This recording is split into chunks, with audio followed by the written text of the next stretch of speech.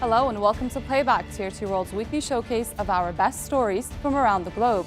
Coming up, we take a look at the story of a Serbian man who has just found out about the pandemic after living in a cave for the past 20 years. A Kenyan-Swedish Safari company promises cleaner and quieter wildlife tours. A rare rainfall at the highest point of Greenland's ice sheet fuels concerns over the impact of global heating.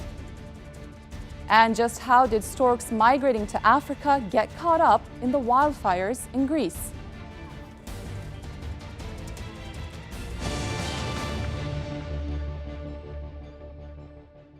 A Serbian hermit who has spent 20 years living in a cave on a remote hilltop just recently found out about the pandemic during a rare trip to the supermarket. Now he's urging everyone to get vaccinated. İrem Koca has the story.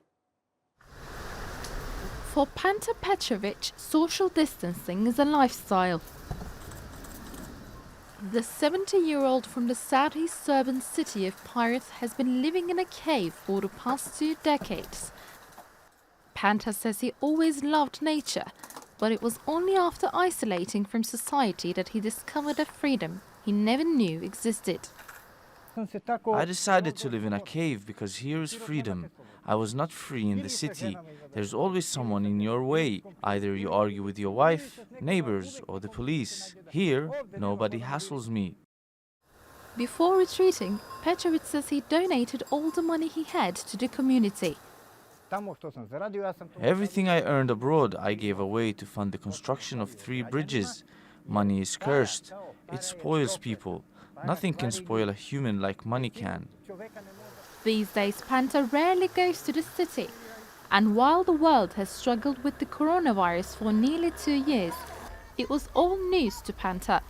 He just happened to find out about it during a rare trip to the supermarket. But once the vaccines against COVID-19 became available, he got jabbed and now urges everyone to do the same. The coronavirus does not pick and choose. It will come here to the cave. And what would I do then? There are not many villagers left nearby who will help me. It's all tangled with politics, computers and whatnot. Now everyone is fussing over vaccines. Someone tells me this one is a good vaccine, the other tells me it's not. I received the jab, didn't feel anything. Now I want to get all 3 doses, including the extra one. I call on the citizens to get vaccinated, all of them. Having received the vaccine, Panta can now resume his life of freedom with perhaps even greater immunity. İrem Koca, TRT World. In Kenya's world-famous Masai Mara, people going on safari in off-road vehicles are a common sight. But now a joint Kenyan-Swedish car manufacturer is converting traditional, noisy, carbon dioxide-emitting safari vehicles into relatively silent, 100% solar-powered transporters. Sena Saylan has the story. In Kenya's Masai Mara National Reserve, tour guide Sylvester Mukanye moves his 4-wheel drive vehicle silently past a herd of grazing elephants and lions lying in the grass. The animals seem completely undisturbed by the vehicle because its engine has been replaced by an electric one that gets rid of diesel fumes and any rumbling noise. If you drive here silently, you will of course get much closer to animals, especially the elephants that we are in now, because there's no vibrations on the ground and there's no the fume that will get a smell from like other cars. So with this, you can get all those things. They are not disturbed in any way. These electric vehicles are the first to replace carbon-heavy off-road cars in Kenya's lucrative safari industry, and tourists are giving the change a big thumbs up. We really share their core values in terms of trying to not disrupt the ecosystem here and enjoy it, but also be respectful of it. And we feel that a lot of the other places that we've seen, they cater more towards tourists instead of catering from the environment, and the tourists come to it. As well as being more environmentally friendly than diesel engines, the electric motors cut operating costs by half. Valerie Super, the camp's co-founder, says that with all their eco-operations in place, the company saves around $150,000 a year on operational costs. At Embo River, we want to have a positive impact on nature and our community. We don't want to impose ourselves. Instead, we feel like we're part of nature. Like the rooms, the whole space, it blends in with the forest. It's located along the river, so it's very low touch. Also, when you're doing the game drives, it feels like you're just floating through the grasslands. We like to say that Embo River Safari vehicles are running on sunshine because it's all solar powered. For now, the company is the only one in Kenya that converts diesel and petrol-driven safari off-road vehicles into electric ones, but other tour operators are expected to soon follow. Sena Saylan, TRT World. Inside the eastern European country of Moldova lies the autonomous region of Gaguzia. Its people were brought there 200 years ago from what is now Bulgaria and speak a language close to Turkish. Now it's not only the scene of a huge increase in Turkish investment, but also competing influence from Russia and the EU. Andrew Hopkins reports. More than 1,000 kilometers from the Turkish capital, across 3 international borders into the former Soviet Union, Anna Statova is welcoming birthday party guests to her hotel and restaurant in a language that wouldn't sound out of place in Turkey.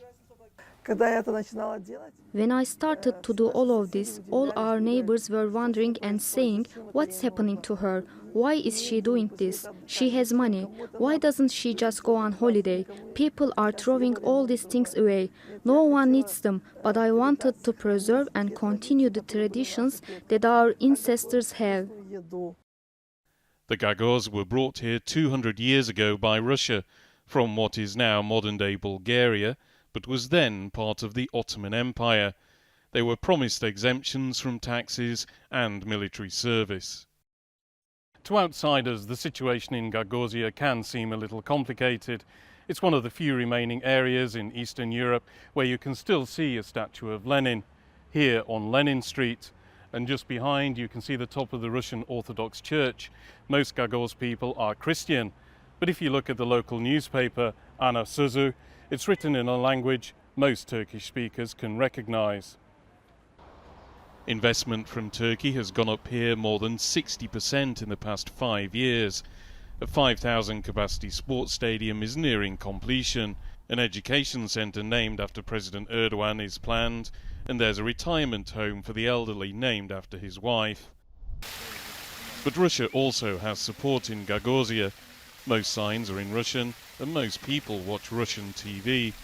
A referendum 7 years ago resulted in more than 98% of voters calling for closer economic ties with Russia and rejecting further integration with the EU.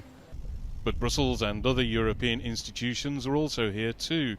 The European Bank for Reconstruction and Development is paying for this road upgrade. Irina Vela is the elected governor of Gagozia. She believes she can balance all the competing interests in her region. I believe it is correct to work on increasing the quality of life of our people on good relations with our partners. And if I have an opportunity to influence for the better our relations with the government of Turkey, the government of Russia, or with leaders of the European Union, I consider it necessary and correct to do it. The Gagos is just one large minority in a diverse population in Moldova. Other parts of the country have tried to break away, but so far autonomy and foreign investment here seems to have meant more integration and the revival of the Gagos identity. Andrew Hopkins, TRT World, Gagozia, Moldova. If you get tingles when you watch someone brushing their hair, or if you get to sleep by listening to people whispering travel stories, you may be experiencing something called ASMR, a type of brain massage that's said to have benefits for physical and mental health. Our health correspondent Nicola Hill has been finding out more. Turkey. For some people, watching this video creates a relaxing, even euphoric state that often starts with a tingling in the back of the head. They're experiencing an autonomous sensory meridian response, or ASMR, that can be triggered by sound, touch, or intimacy. The term ASMR was only coined in 2010, but but there's now more than 13 million videos like these on YouTube. People watch them to help deal with insomnia, anxiety and depression. Research shows how it affects the body. What we found was that people who experience ASMR show significant reductions in their heart rate when they watch ASMR videos. And those reductions in heart rate are comparable to things like mindfulness-based stress reduction techniques and music therapy. So we think that they're meaningful. It's not just watching videos. Going to the hairdressers can initiate ASMR for some. The close attention, stroking of the hair, snipping of scissors and being spoken to softly are all common triggers. But during the pandemic lockdowns, videos have surged in popularity. One thing that ASMR content might be more uniquely placed to identify and help with is feelings of social isolation. I do love performing, so it's nice to be making content that also people are really gaining value from. Sharon's been making videos for 18 months and has 25,000 viewers. She experiences ASMR herself. Oh, I might get like a little tingle here and a little tingle there. And also it just feels like I get put in this trance-like state where I'm like relaxed, and it really is good for like stress. It's good for also helping me sleep too. Research is ongoing to discover how ASMR affects the brain and if it has long-term benefits, as well as why these triggers don't work for everyone. Nicola Hill, TRT World, London. The frenzy over NFTs, or non-fungible tokens, is quickly redefining the old saying that beauty is in the eye of the beholder. From the average investor to multinational corporations, many seem unfazed by the hefty price tag of the blockchain-powered digital assets, regardless of how wacky they may seem. This week, financial services company Visa became the latest firm to get into the market, while an anonymous buyer has splurged on an NFT of a cartoon rock.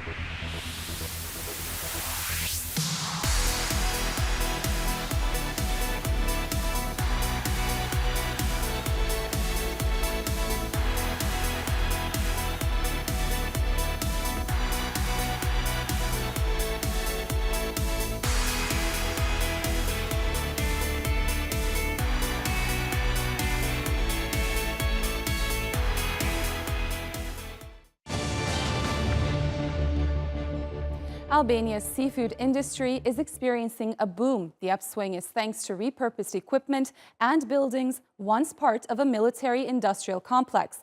Shoaib Hassan has the story. Barrels with fish and shrimp line what's called Fish City. It's a surreal new life for what used to be Albania's biggest arms dump. The city of Gramsh, surrounded by mountains, was once called the city of Kalashnikov. In its depots were weapons manufactured in nearby Tekin Arms factory, where the Chinese version of Simonov rifle was produced from 1962, and from 1974, Russian Kalashnikovs AK-47s. That production stopped with the end of communist rule in 1989. Militias later involved in the Albanian Civil War of 1997 seized the arms, and the complex was abandoned until a capitalist revamping. I've been working here for 6 years in shrimp processing. We peel them by hand, wash them, pack them, and then they're exported. Most of the employees at the seafood processing facility live there. It has apartments, a school, playgrounds, and a swimming pool. There's been major redecorating at the complex, but it still has a retro feel. The entrance is reminiscent of the Cold War, and employees take breaks near images of communist revolutionaries Che Guevara and Fidel Castro. But their work has a decidedly capitalist flavor, slicing up seafood for a multi-million-dollar industry. Shoaib Hassan, TRT World. Villagers in southern China are learning how to live with their new neighbors after a herd of elephants returned from more than a year-long epic journey. Kübra Akkoç reports. Seeing a herd of elephants casually strolling down on a street or grazing in the middle of farmland is no longer something unusual for residents in Yunnan province. Although people living near the Myanmar-Laos border have had to make some adjustments. Our village used to mainly grow grains, but later on the wild elephants were too troublesome and numerous, so we've switched to grow what they don't eat. For example, they don't eat tea or rubber. 14 wild elephants caused a sensation in March last year when they suddenly left their home on a natural reserve. For 17 months, they wandered north, breaking into villagers' homes, raiding through fruit and vegetable gardens, and even giving birth while on the road. That mammoth adventure cost about $1 million in damages and forced more than 150,000 people to be evacuated from their path. But just as suddenly as they left, they've now returned home. The National Nature Reserve has now established a monitoring center to try and help the elephants and villagers coexist peacefully. We know there have been many human casualties when people do not know where the elephants are. When people and elephants encounter each other, the humans feel very scared seeing the elephants, and the elephants also feel very scared seeing the humans. It's still unclear what exactly prompted the elephants to set off on their travels. Some ecologists have pointed to climate change and threats to their habitat and food sources.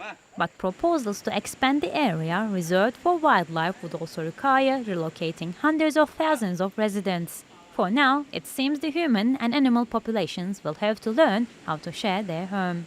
Kübra Akkoç, TRT World.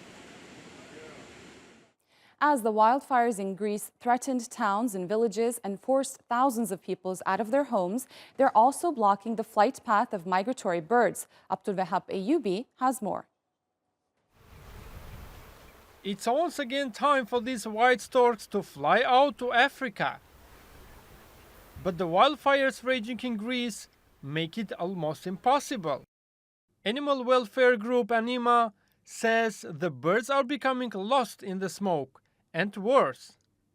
So far, around 20 storks have died, while another 4 are being treated at an animal first aid center in Athens. As the animals are disoriented, they fall onto power lines and they are electrocuted. We haven't had so many dead storks in Athens since perhaps similar fires 12 years ago. People are picking up dead storks from their lawns. Every year, storks coming from Europe gather near Cape Seunion, about 70 kilometers southeast of Athens, and wait for the northern winds to glide across the Mediterranean. But some of them will likely miss that appointment. Because they have to go to Africa, we take them to a place where the flocks pass and they will follow them. Or they may wait out the year and will leave next year. Birds aren't the only one hurt. Other wild animals are also treated for burns and smoke inhalation. Some of the animals here will die. The turtles, for example, if they inhaled a lot of smoke and suffer internal burns, they will be unable to eat and will die as a result. You can't do much about that. The fires have caused mass evacuations across Greece.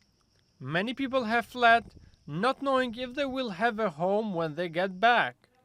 And for some, it's just a matter of finding a way. Abdulwahab Eyyubi, TRT World. Outdoor sports are back with a vengeance in the U.S., with COVID-19 restrictions being lifted and summer in full swing. One of them is the growing sport of river surfing, especially in the northwestern U.S. state of Montana, where water sports companies say business is booming. Moteo Joripe takes a look. Surf's up in Missoula, and locals are donning wetsuits and lining up to show off their carving skills. But there's no ocean here, not for hundreds of miles. The Rad Riders of lockdown Montana turned to the Clark River, one of the most popular locations for river surfing in North America. I'd say that there's just a big difference in feeling. The water moves differently in the river than it does in the ocean, in the river, it's kind of like you're surfing on a treadmill. The concept was born in the 1950s on the UK's River Severn.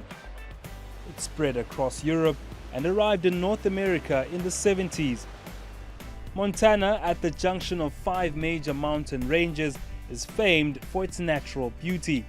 And for thrill seekers and landlubbers looking for some gnarly tubes, the Clark River has become a tourism hotspot. That's great news for local business owners. Because compared to like whitewater kayaking, right, it's a lot easier. You don't need to run a shuttle. You don't need all the equipment that you need for kayaking. You grab your board, you grab your wetsuit. It's also spectator friendly. While river surfing accounts for a tiny proportion of the multi-billion-dollar surfing industry, the sport's gone well and truly global, with hotspots across hundreds of major river networks. I mean, it's just huge. It started out, it was just me and a couple buddies, and now it's like a whole culture, especially here in Missoula. But they're building these waves all over the world, so river surfing is just blowing up all over the world. From a niche pastime to a popular pursuit, these surfer dudes are riding the waves of success. Moteo Joripe, TRT World. Going at a snail's pace now has a new meaning, as more than 200 mollusks gathered for the oldest and most prestigious tournament in shell history.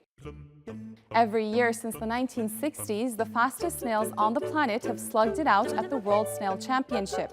Huge crowds watched as the racers lined up on the table and tried to reach the outer red ring. The world record of 2 minutes is still held by a snail called Archie from back in 1995. But defending champ Sammy the snail really came out of his shell and slimed his way to another victory. Well, that rounds up your week of news here on Playback. We'll leave you with these pictures of an Australian motocross rider who has taken the challenge of crossing the Bosphorus with his motorcycle on water. It took just 1.5 minutes for Robbie Madison to successfully cross Istanbul's iconic waterway. Stay tuned to TRT World for the latest stories.